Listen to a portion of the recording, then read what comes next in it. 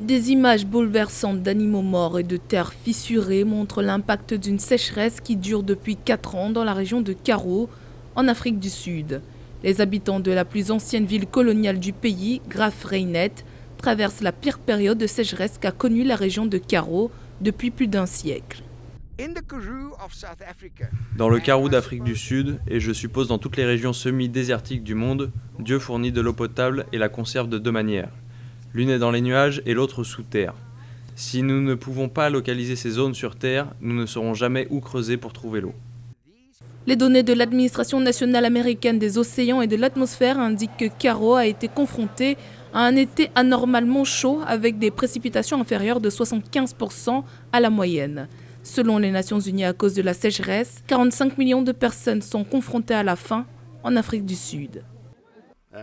Cela a eu un impact terrible sur nous et comme vous pouvez le constater, le bétail et notamment les chèvres angora meurent.